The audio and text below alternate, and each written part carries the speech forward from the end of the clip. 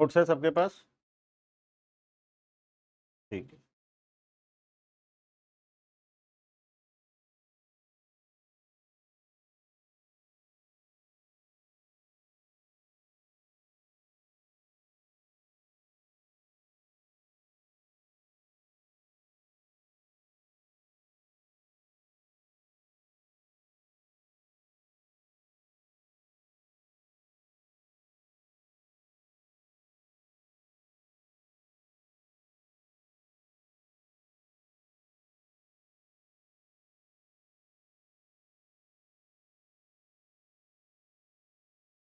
देखो ऑनलाइन वाला audio check करो।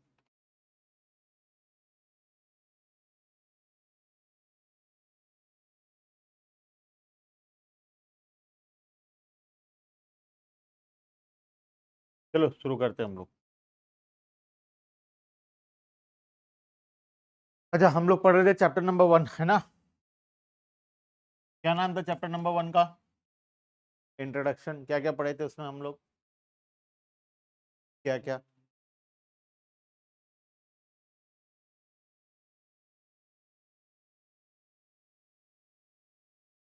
सबसे पहला टॉपिक क्या पढ़े थे? हम इकोनॉमिक्स क्यों पढ़ते हैं, है ना?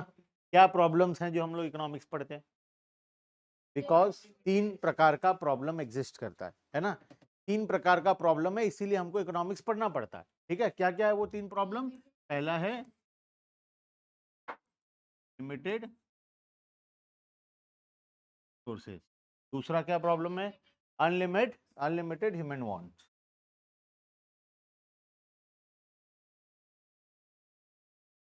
और तीसरा क्या है? Alternate uses. ठीक है, तो तीसरा प्रॉब्लम है, ये 3 प्रॉब्लम में से अगर कोई प्रॉब्लम नहीं होता तो हम लोगों को इकोनॉमिक्स भी पढ़ना नहीं पड़ता, है ना? बिकॉज ये 3 प्रॉब्लम एग्जिस्ट करता है। ठीक है, और ये प्रॉब्लम क्या सिर्फ हमारे साथ है या सभी के साथ है? ये प्रॉब्लम हर एक इंसान, इस दुनिया में जितने भी इंसान है, सभी को ये प्रॉब्लम्स फेस करना पड़ता है। लो, नोट्स है दोनों के पास? है तो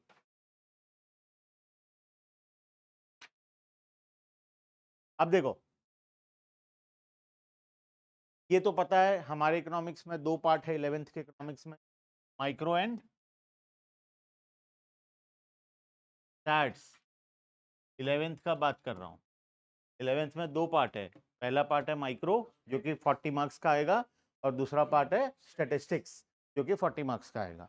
इसके अंदर हम लोग बात किए थे कितने चैप्टर्स हैं?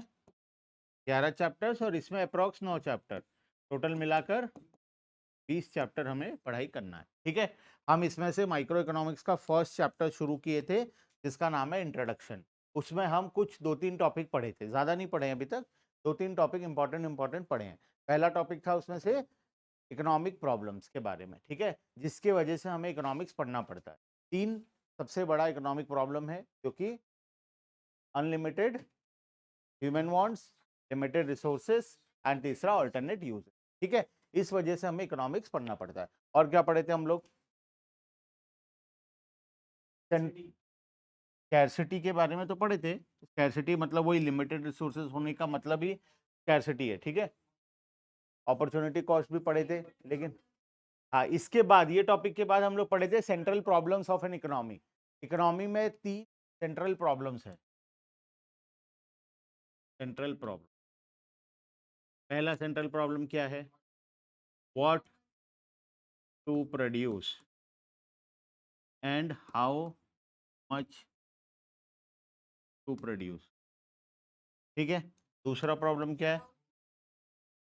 How to produce. और तीसरा है फॉर होम टू प्रोड्यूस। ठीक है, हमें ये तीनों क्वेश्चन का जवाब फाइंड आउट करना जरूरी है। अगर तुम कोई बिजनेस भी करना चाहते हो आज से, तो जब भी तुम कोई बिजनेस करने का सोचोगे, तो पहले तुम्हें इन 3 सवाल का जवाब फाइंड आउट करना पड़ेगा। सबसे पहला, अगर बिजनेस करना है तो क्या बिजनेस, व्हाट टू प्रोड्यूस, सबसे फर्स्ट डिसीजन। क्योंकि बना तो तुम आइसक्रीम सकते हो, बना तुम केक सकते हो, बना तुम कुछ भी सकते हो, मोबाइल फोन बना सकते हो।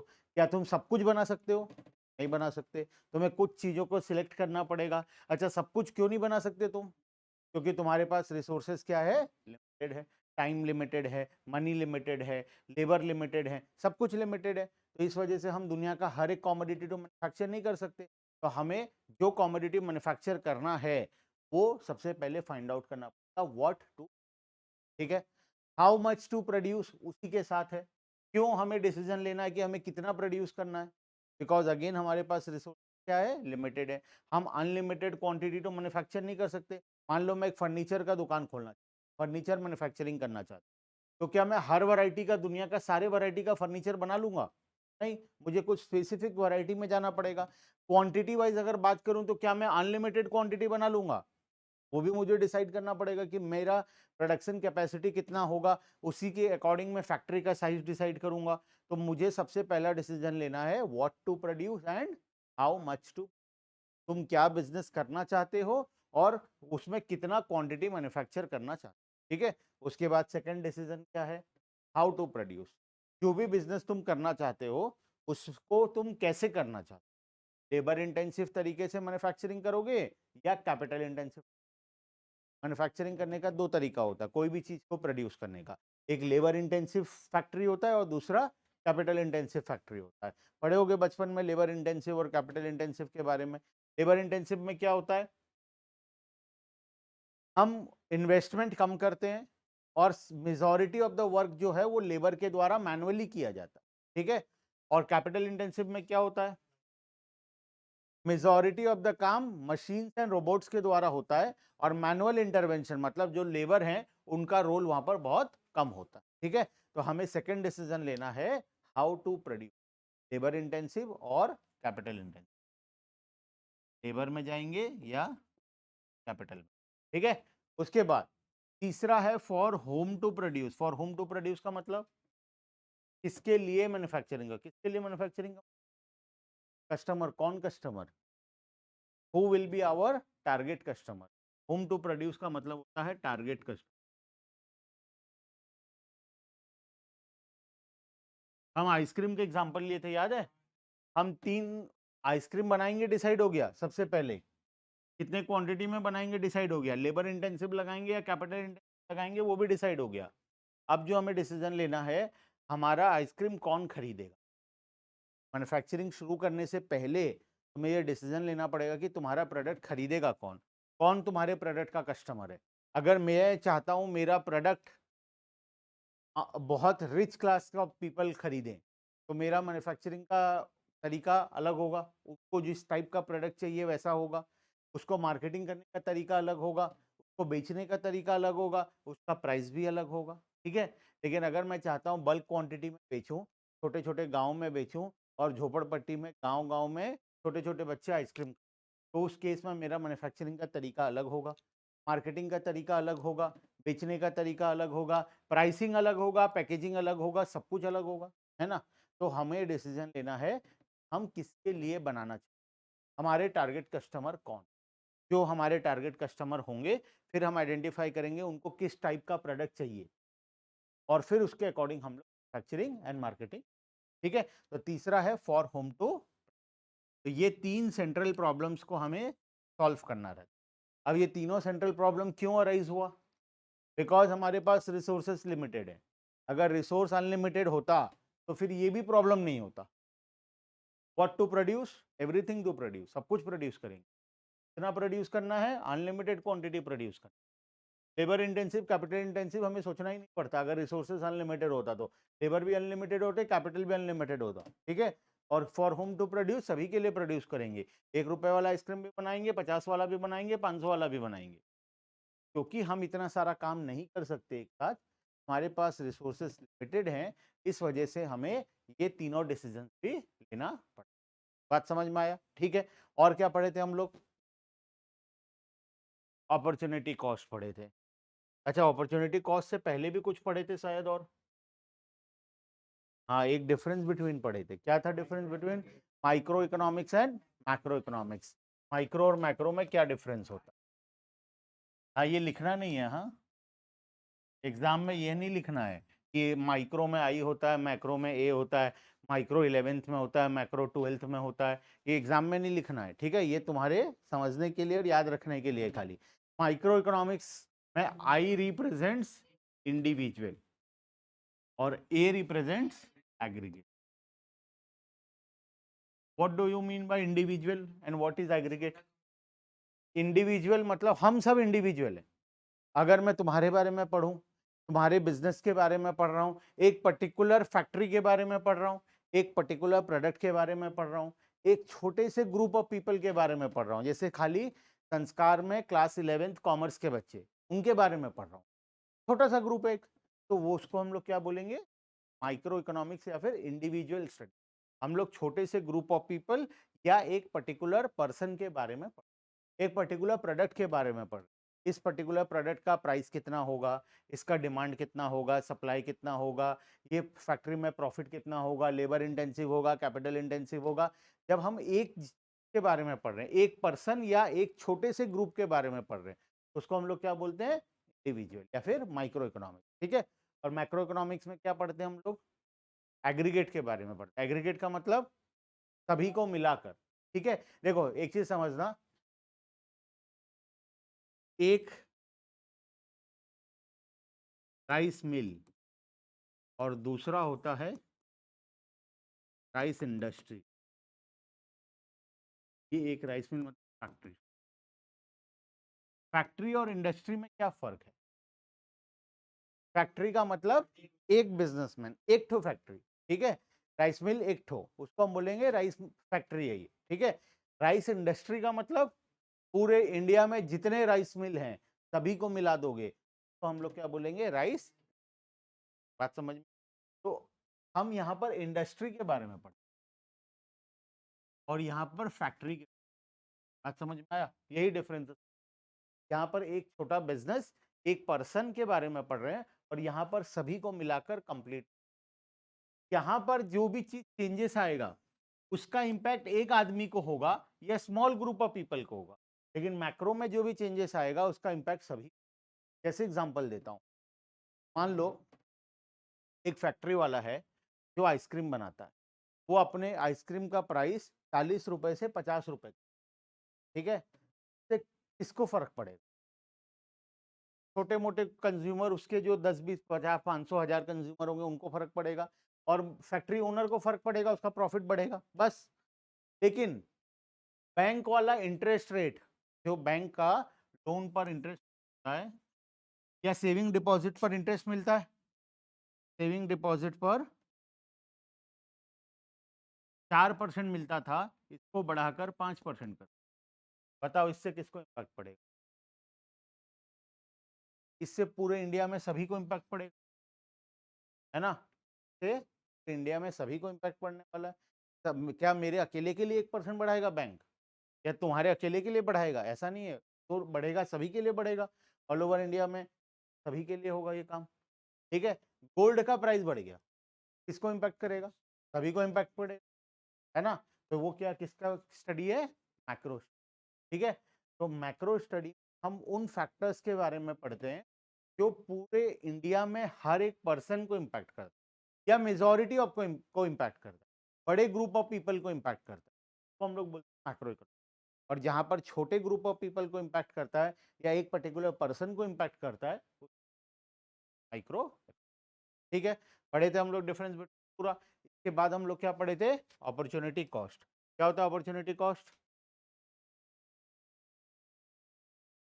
अपॉर्चुनिटी कॉस्ट क्या होता है? The cost of next best alternative foregone.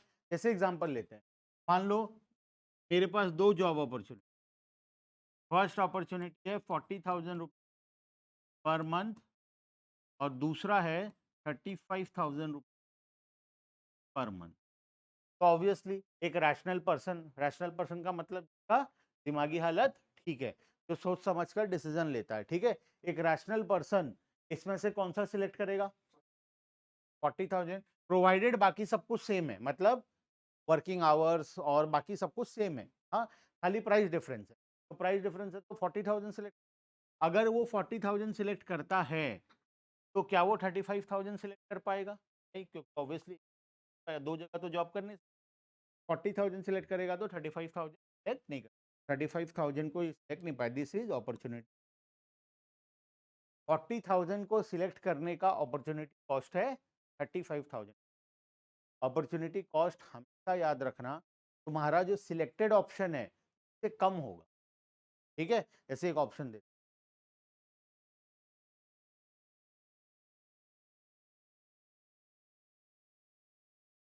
30,000 पर 3 ऑप्शन, एक नहीं था 3, ठीक है। अब बताओ, अगर मैं 40,000 सिलेक्ट करता हूं तो मेरे लिए अपॉर्चुनिटी कॉस्ट कौन सा है? 35 है, ठीक है। मैं अगर 35 सिलेक्ट करता हूं तो अब देखो, अगर मान लो ये ऑप्शन नहीं, या किसी रीजन से ये ऑप्शन कैंसिल हो गया, सामने वाला मुझे निकाल दिया जॉब से, मना कर दिया, ठीक है, तो अब मेरे पास 2 ऑप्शन है, 35 एंड 30। तो अब मेरे लिए अपॉर्चुनिटी कॉस्ट क्या बनेगा? 30। हमेशा याद रखना, अगर अपॉर्चुनिटी कॉस्ट तुम्हारा सिलेक्टेड ऑप्शन से ज्यादा है, मान लो 40,000 भी ऑप्शन होता और हम रैशनल नहीं होकर हम क्या सिलेक्ट करते, 35,000, तो हमारा अपॉर्चुनिटी कॉस्ट क्या होता? 40,000। अगर अपॉर्चुनिटी कॉस्ट तुम्हारे सिलेक्टेड ऑप्शन से ज्यादा है, इसका मतलब तुम्हारा डिसीजन गलत है, ठीक है, तुम कुछ गलती की हो, तुम रैशनल नहीं हो, तुम्हारा दिमागी हालत ठीक। तो जिस पर्सन का दिमागी हालत ठीक होता है, इस जो रैशनल नहीं होता है, उसका अपॉर्चुनिटी कॉस्ट ज्यादा होता है और सिलेक्टेड ऑप्शन का कॉस्ट कम होता है। लेकिन जिसका दिमागी हालत ठीक होता है वो हमेशा बेस्ट ऑप्शन सिलेक्ट करेगा, तो नेक्स्ट ऑप्शन जो रहेगा वो उससे कम वाला। क्लियर है बात? ठीक है। और क्या पढ़े थे हम लोग? नहीं पढ़े थे, और भी थोड़ा सा एक छोटा सा टॉपिक शुरू। हाँ हाँ, पॉजिटिव एंड नॉर्मेटिव।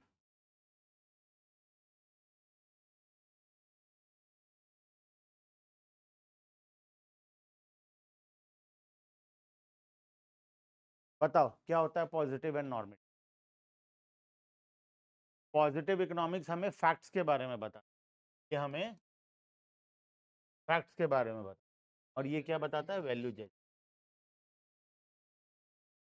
अब ये क्या होता है फैक्ट एंड वैल्यू? जो हुआ है, मतलब जो रियलिटी है, जो ट्रूथ है, जो रियलिटी है वो है फैक्ट, ठीक है। अब चाहे वो सही हुआ हो या गलत हुआ हो, उससे कोई लेना देना नहीं। जो हुआ है, जो फैक्ट है, तो हम लोग बोलते हैं हमारा पॉजिटिव इकोनॉमिक्स। नॉर्मेटिव इकोनॉमिक्स क्या बोलते हैं? ओपिनियन होता है, वैल्यू जजमेंट होता है, मतलब जो होना चाहिए था या जो हुआ वो सही हुआ या गलत हुआ, जब हम अपना ओपिनियन देते हैं, जब हम कोई जजमेंट देते हैं, तब उसको हम लोग बोलते हैं। एग्जाम्पल देता हूँ, बताना कौन सा होगा पॉजिटिव।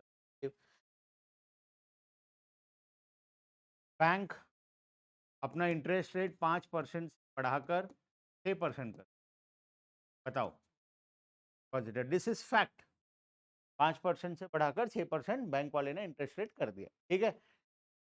बैंक वाले को इंटरेस्ट रेट नहीं बढ़ाना चाहिए था, इनफैक्ट उसे कम करना चाहिए था, 4% करना चाहिए था। तो क्या बोलेंगे? नॉर्मेटिव। क्या करना चाहिए था, सही किया, गलत किया, ये जो जजमेंट है इसको हम लोग बोले, ठीक है। और जो फैक्ट है, भले वो सही हो या गलत हो, उससे कोई लेना देना नहीं, तो हम लोग बोलेंगे पॉजिटिव। क्लियर है बात? यहां तक हम लोग पढ़े थे, है ना। अब आगे चलते हैं। प्रोडक्शन पॉसिबल, नेक्स्ट टॉपिक जो हमारा है, शायद बीच में और कोई टॉपिक बचा नहीं है, टॉपिक है ये, फिर ये नहीं।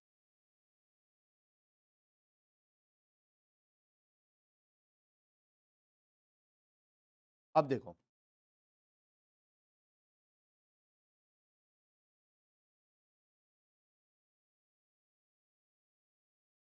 अब देखो ध्यान से, ये तो पता है हमारे पास रिसोर्स क्या है, हमारे पास रिसोर्स, ठीक है।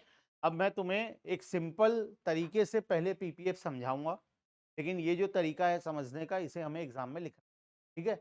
लिखने वाला जो तरीका रहेगा वो उसके बाद समझा, ठीक है। मान लो मेरे पास रिसोर्स 40 टायर्स, मैं 2 व्हीलर बनाता हूँ एंड 4 व्हीलर, ठीक है। मेरे पास आखिरी के 40 टायर्स बचे हुए, ठीक है। अब मुझे सिलेक्ट करना है मैं टू व्हीलर बनाऊं या फोर व्हीलर? टू व्हीलर बनाऊंगा तो एक टू व्हीलर में कितना टायर लगेगा? तो फोर व्हीलर बनाऊंगा तो एक में कितना? चार, प्रोवाइडेड मैं एक्स्ट्रा टायर नहीं दे रहा हूँ। चार लगेगा और इसमें दो लगेगा। तो अब बताओ तुम्हारे पास मेरे पास क्या क्या ऑप्शन अवेलेबल? टायर्स लिमिटेड है 40, ठीक है, टायर्स को मैं कर नहीं सकता, और ऑब्वियसली मैं रैशनल पर्सन हूं तो वेस्टेज भी होने नहीं दूंगा, ठीक है। तो मेरे पास क्या क्या ऑप्शन?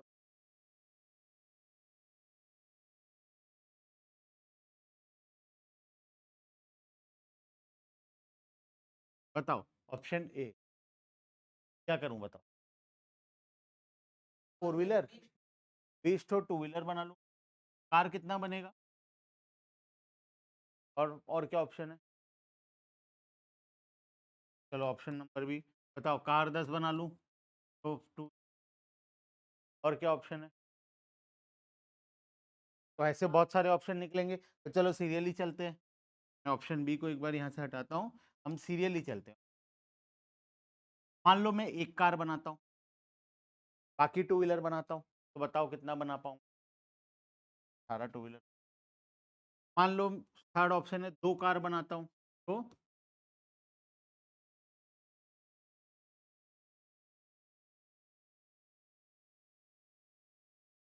और ये कितना बने? 14, ये कितना है? 4, तो ये बनेगा 2 है, ये बनेगा 10। इसी तरीके से मैं आगे भी बना सकता हूँ, है ना? 6 और 8, 7 है।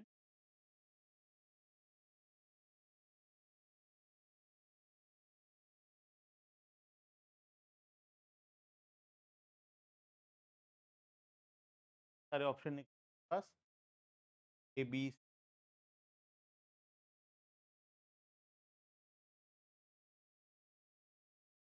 क्या वाला? ए, एफ, जी, एच, आई, 11 ऑप्शन में, ठीक है, 11 ऑप्शन पास है। अब बताओ कौन सा सिलेक्ट?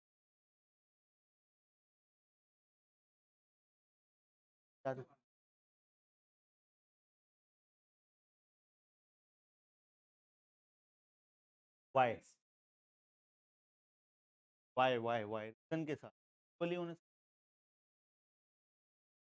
वेस्ट तो किसी में नहीं हो रहा है। अगर मैं पहला ऑप्शन सिलेक्ट करता हूँ, मेरे पास 40 टायर्स है, 20 तो स्कूटी में 40 टायर यूज हो गया, वेस्ट तो कोई सा नहीं हुआ, ऑल 40 टायर यूज हुआ।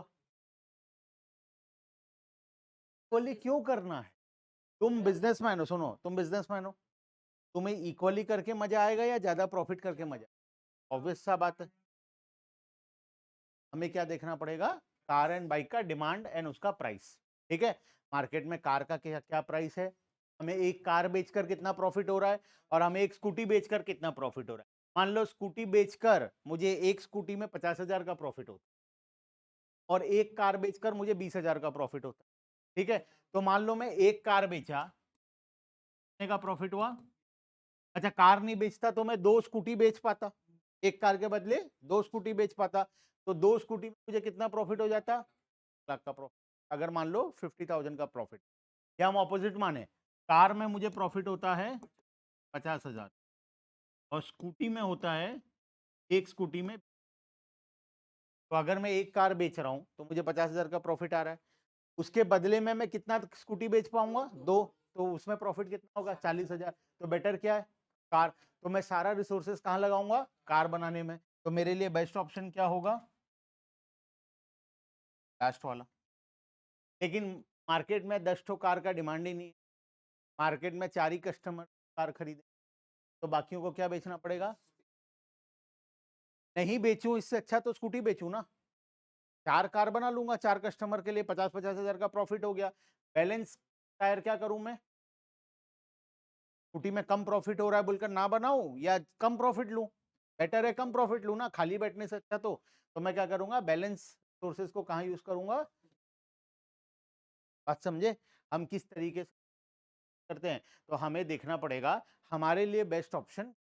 हो सकता है तुम बिजनेस कर रहे हो, तुम्हारे लिए बेस्ट ऑप्शन ये है, मेरे लिए ये है, किसी ये है, किसी ये है, हर पर्सन की लेकिन हमारे पास मैक्सिमम कितने ऑप्शंस है? 11 वैरायटी ऑफ। क्या 12 नंबर ऑप्शन कौन सा है? और कोई ऑप्शन? अच्छा मुझे बताओ, क्या हम ऐसा कुछ कर एंड दो टायर बचेगा उसमें कार तो बनेगा, क्या मैं 19 की बनाऊं? क्यों नहीं बनाऊंगा? दो टायर का वेस्टेज हो जाएगा, है ना। 19 तो स्कूटी में कितना टायर लगेगा? 38 लगेगा। बैलेंस जो बच गया वो दो क्या होगा? लॉस हो जाएगा, वेस्ट हो जाएगा, पड़ा रहेगा टायर। हम पहले ही बात किए थे कि हम कोई भी रिसोर्स का वेस्टेज नहीं करेंगे, बिकॉज हम क्या है? रैशनल। रैशनल पर्सन कभी भी रिसोर्स का वेस्टेज करेगा नहीं। तो हम लोग कोई भी ऐसा डिसीजन नहीं लेंगे जिसमें कोई रिसोर्स का वेस्टेज हो। हम हमेशा वही डिसीजन लेंगे जिसमें रिसोर्स अच्छा। ठीक है, क्लियर है? तो ये जो ऑप्शंस हैं देखो, अब मेरे पास रिसोर्स 40 था, 40 टायर्स। इससे कितने ऑप्शंस निकल के आए? 7 पॉसिबल ऑप्शंस निकल के आए। ठीक है, को बोलते हैं हम लोग प्रोडक्शन पॉसिबिलिटी। क्या क्या पॉसिबल ऑप्शन है तुम्हारे पास प्रोडक्शन का? प्रोडक्शन पॉसिबिलिटी नाम क्या है टॉपिक का? प्रोडक्शन पॉसिबिलिटी कर्व या प्रोडक्शन पॉसिबिलिटी फ्रंटियर। फ्रंटियर का मतलब होता है कर्व, कर्व का मतलब होता है डायग्राम। ठीक है, तो जब मैं इस टेबल को एक डायग्राम में कन्वर्ट कर दूंगा, एक डायग्राम में कन्वर्ट, इसको बोलेंगे हम लोग प्रोडक्शन पॉसिबिलिटी कर्व या फिर प्रोडक्शन पॉसिबिलिटी फ्रंटियर। बात समझ में आया? तो टॉपिक का नाम ही है प्रोडक्शन पॉसिबिलिटी, मतलब क्या क्या पॉसिबल ऑप्शन हमारे पास है प्रोडक्शन करने के। 40 टायर्स था, 40 टायर्स को यूज करके मेरे पास 11 अलग अलग वैरायटी के पॉसिबल ऑप्शंस। आइदर मैं पूरा कार बनाऊं, आइदर मैं पूरा टू व्हीलर बनाऊं, या बीच में भी मेरे पास बहुत सारे ऑप्शंस। तो ये सभी ऑप्शंस को हम लोग क्या बोलते हैं? प्रोडक्शन। बात समझ में आया? जब हम इसको डायग्राम में कन्वर्ट कर देते हैं उसको बोलते हैं हम लोग प्रोडक्शन पॉसिबिलिटी। ठीक है, ये तो हो गया सिंपल लैंग्वेज, ये तुम्हें समझने के लिए कि प्रोडक्शन पॉसिबिलिटी क्या होता है। अब रियल लाइफ में कुछ और होता है, या प्रोडक्शन पॉसिबिलिटी में थोड़ा सा कुछ अलग होता है। क्या अलग होता है वो देख, सब बुक में आते हैं। पहले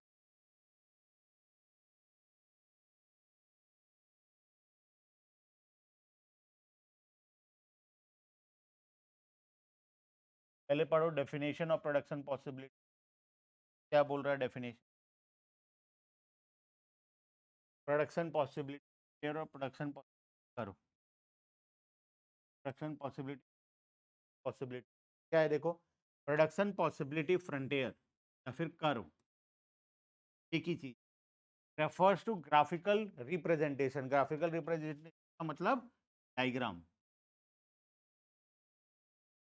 of possible combination of two goods. दो ही कॉमोडिटी को हम लोग लेते हैं। क्यों दो कॉमोडिटी लेते हैं? जैसे मैं भी एग्जांपल लिया, four wheeler and two wheeler. मैं ट्रक क्यों नहीं?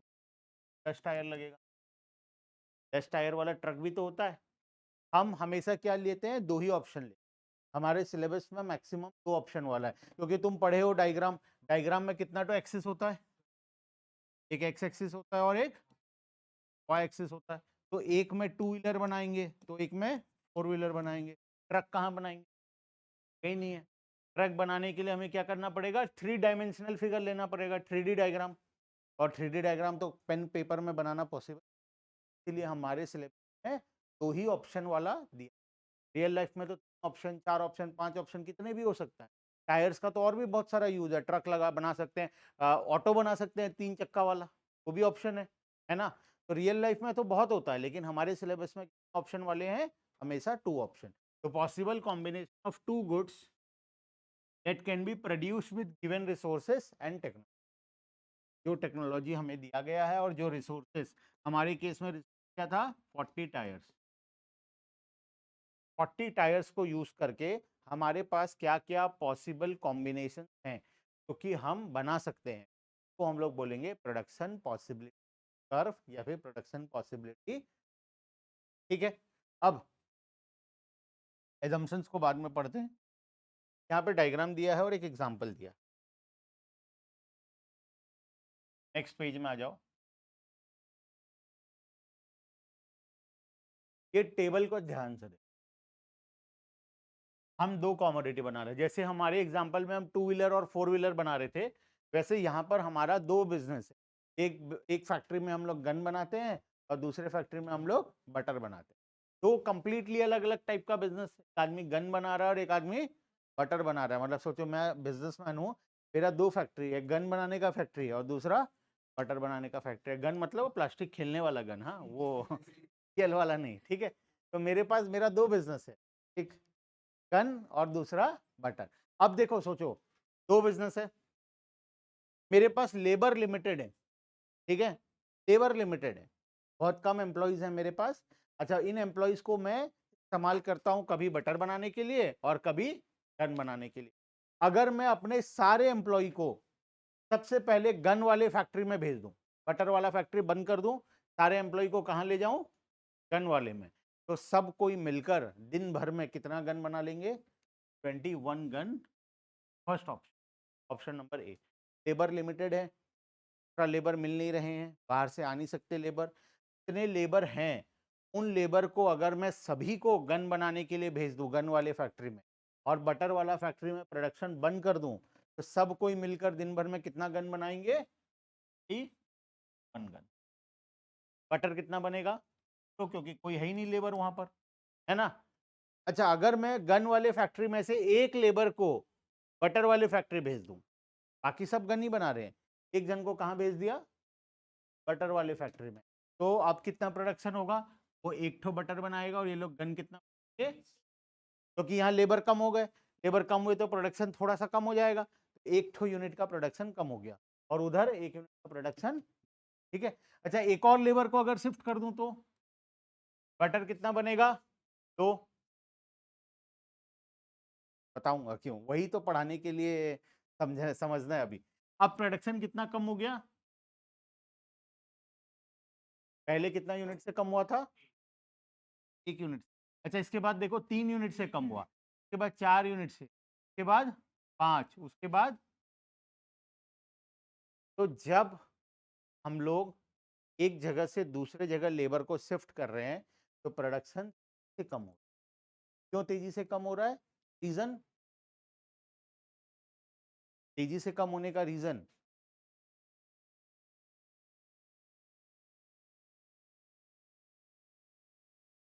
लेबर को शिफ्ट कर रहे हैं हम एक जगह से दूसरी जगह, इधर प्रोडक्शन तेजी से कम हो रहा है।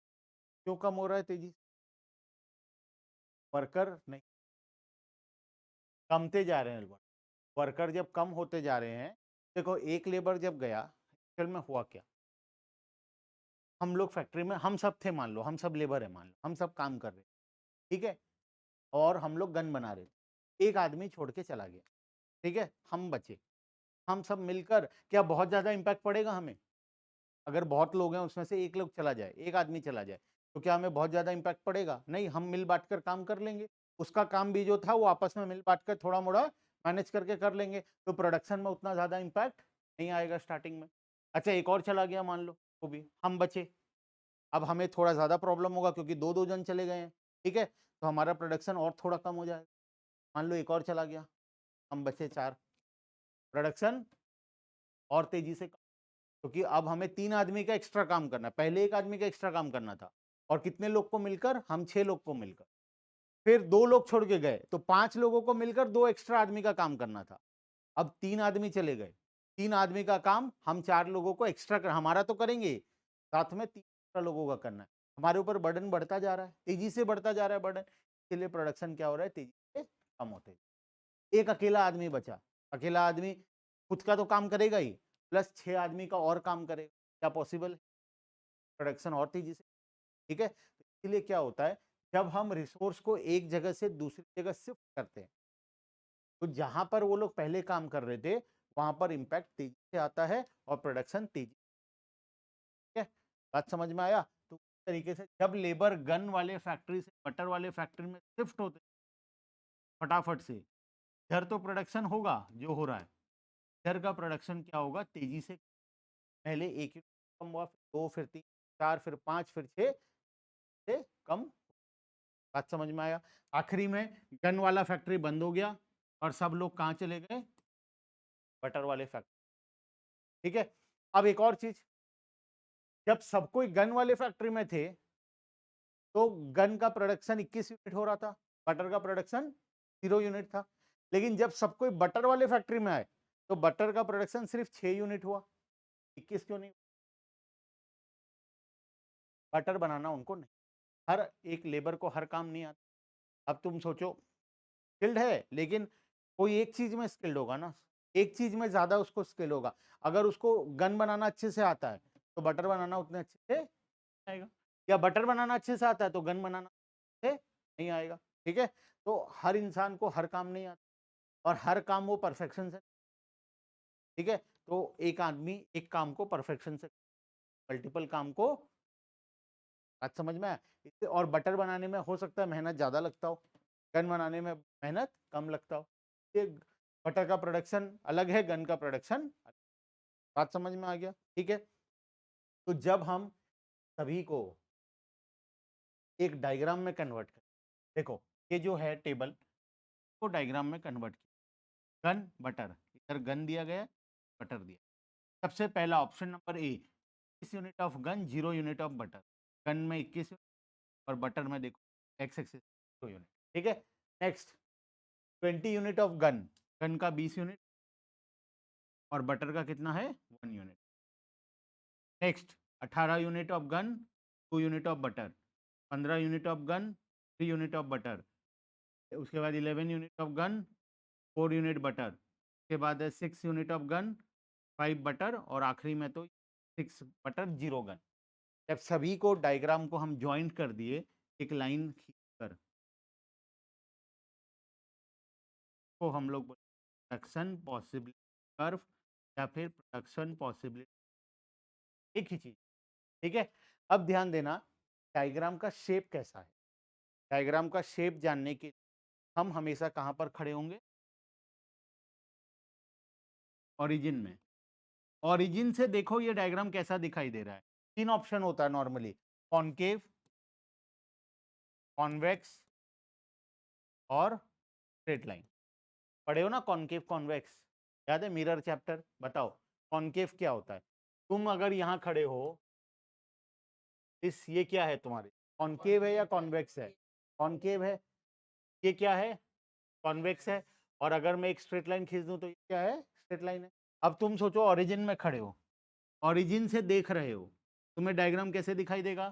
कॉनकेव दिखाई। ये डायग्राम तुम्हारे क्या है? Concave shape. ठीक है, तो प्रोडक्शन पॉसिबिलिटी कर्व कौन से शेप का होता है? Concave shape. ठीक है, हम ओरिजिन में खड़े होकर हमेशा देखेंगे, कोई भी डायग्राम हमेशा ओरिजिन से देखना, इधर उधर खड़े नहीं होना, ओरिजिन से देखो कैसा दिखाई।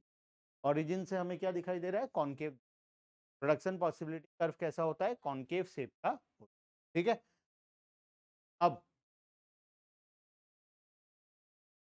यहां पर एक छोटा सा और टॉपिक दिया, मार्जिनल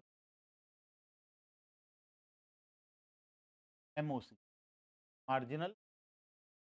अब ये मार्जिनल अपॉर्चुनिटी कॉस्ट क्या होता है? अपॉर्चुनिटी कॉस्ट क्या होता है?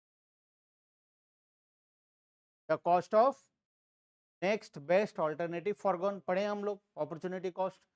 मार्जिनल का मतलब होता है एक्स्ट्रा, वन एक्स्ट्रा। ठीक है, कहीं पर भी वर्ड अगर यूज हुआ होगा marginal, one, one extra, example दे रहा हूं। ठीक है,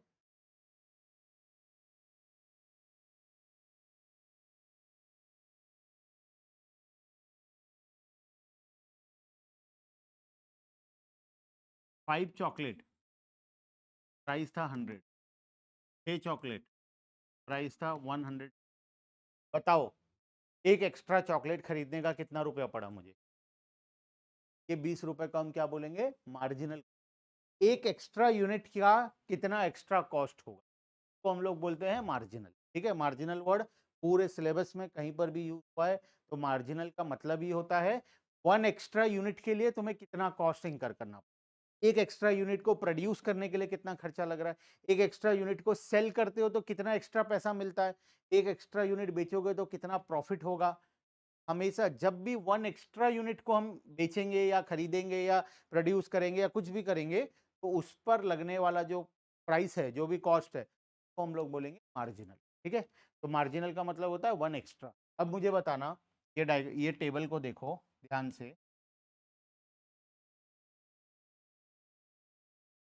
ऑप्शन नंबर ए,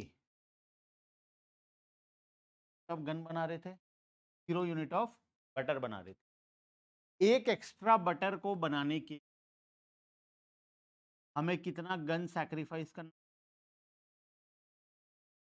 आज समझ में आया? मार्जिनल का मतलब 1 एक्स्ट्रा, अपॉर्चुनिटी कॉस्ट का मतलब the cost of next best alternative foregone. Butter बनाने के लिए गन को सैक्रिफाइस किए, जॉब 40,000 वाला जॉब लेने के लिए 35,000 वाला जॉब सैक्रिफाइस किए, तो 35,000 क्या था? Opportunity cost. बटर बनाने के लिए गन को सैक्रिफाइस करोगे तो गन क्या है? Opportunity cost. ठीक है, तो एक एक्स्ट्रा यूनिट ऑफ बटर को बनाने के लिए हमें कितना गन सैक्रिफाइस करना पड़ा? एक। तो मार्जिनल अपॉर्चुनिटी कॉस्ट क्या बना? ठीक है, एक और यूनिट ऑफ बटर बनाने के लिए अब की बार कितना गन सैक्रिफाइस करना पड़ा? मार्जिनल अपॉर्चुनिटी कॉस्ट क्या? ठीक है, एक और यूनिट ऑफ बटर बनाने के लिए कितना गन सैक्रिफाइस करना पड़ा? मार्जिनल। एक की बार एक और गन बनाने के लिए कितना सैक्रिफाइस करना पड़ा? 4। Marginal opportunity cost 4। फिर एक और बनाने के लिए कितना करना पड़ा? 5। तो मार्जिनल अपॉर्चुनिटी कॉस्ट 5। और आखिरी में बनाने के लिए कितना सैक्रिफाइस करना पड़ा? 6। अपॉर्चुनिटी कॉस्ट, बोलो, सैक्रिफाइस। अपॉर्चुनिटी कॉस्ट का मतलब ये है कि जो तुम सैक्रिफाइस किए, जो तुम सिलेक्ट किए, वो थोड़ी अपॉर्चुनिटी। जैसे एग्जांपल था, जॉब 40,000 वाला जॉब एंड 35,000 वाला जॉब, हम 40,000 वाला जॉब सिलेक्ट किए, हम क्या सैक्रिफाइस किए? 35,000। तो अपॉर्चुनिटी कॉस्ट क्या बना? 35,000। जो चीज हम सैक्रिफाइस करते हैं वो बोलते हैं अपॉर्चुनिटी। ठीक है, बोलो और क्या डाउट है? बस देखो, अब मार्जिनल अपॉर्चुनिटी कॉस्ट का मतलब क्या हुआ? एक एक्स्ट्रा यूनिट ऑफ प्रोडक्ट को, या हम इस केस में बात करें तो 1 एक्स्ट्रा यूनिट ऑफ बटर को बनाने के लिए हमें जितना यूनिट गन सैक्रिफाइस करना पड़ा, वो हमारे लिए क्या है? मार्जिनल। क्लियर है बात? ठीक है, तो मार्जिनल अपॉर्चुनिटी कॉस्ट का डेफिनेशन आता है, देखो नीचे दिया हुआ है।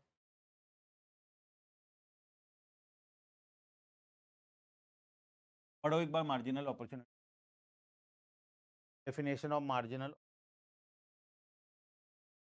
MOC refers to number of units of a commodity sacrificed to gain one additional unit of another commodity. हमारे केस में हम क्या सैक्रिफाइस किए? गन। क्या चीज गेन करने के लिए? Butter. Marginal opportunity cost refers to number of units sacrificed to gain one additional unit of another commodity. हमारे केस में बटर को एक्स्ट्रा बनाने के लिए तो गन का सैक्रिफाइस किया, उसको क्या बोलते हैं हम लोग? मार्जिनल।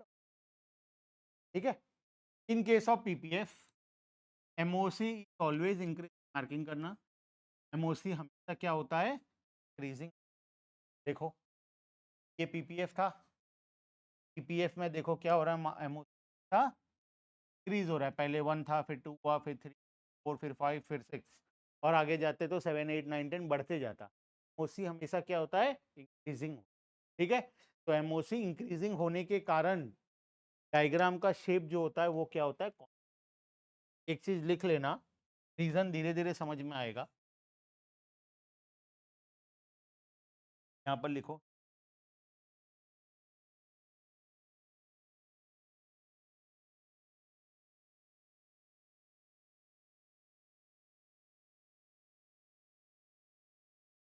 शेप क्या होगा?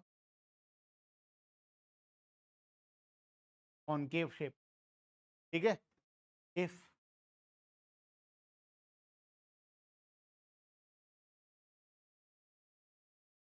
डिक्रीजिंग, इफ क्या? वेक्स शेप का हो। इफ टर्न क्या होगा? Straight line. ठीक है,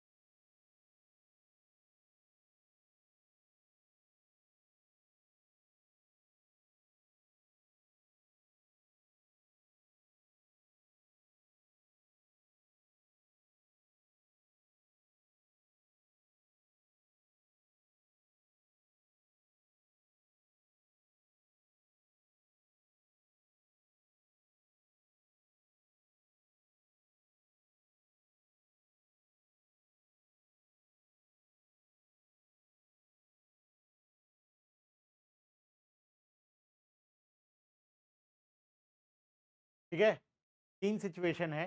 पहला सिचुएशन मैं तुम्हें पढ़ा दिया हूँ, ये हम ऑलरेडी पढ़ लिए, ठीक है, फर्स्ट सिचुएशन। बाकी दोनों धीरे धीरे आगे जैसे जैसे पढ़ाई करते जाएंगे वो सिचुएशन भी, ठीक है। पहला वाला, जब एमओसी क्या होता है, इंक्रीजिंग होता है, तब हमारा कर्व का शेप क्या होता है, कॉनकेव, ठीक है। ये हम लोग एग्जाम्पल के साथ पढ़ लिए, ठीक है। बाकी दोनों सिचुएशन आगे जाकर आएगा। एक बार ऐसा सिचुएशन का जहां पर एमओसी डिक्रीजिंग होगा और डायग्राम का शेप क्या होगा, कॉन्वेक्स आएगा, ठीक है। और एक और सिचुएशन आएगा जहां पर एमओसी कांस्टेंट होगा और डायग्राम का शेप जो होगा वो क्या होगा, स्ट्रेट लाइन होगा। क्लियर है बात? चलो, टाइम हो गया, चलो आज के लिए पर स्टॉप।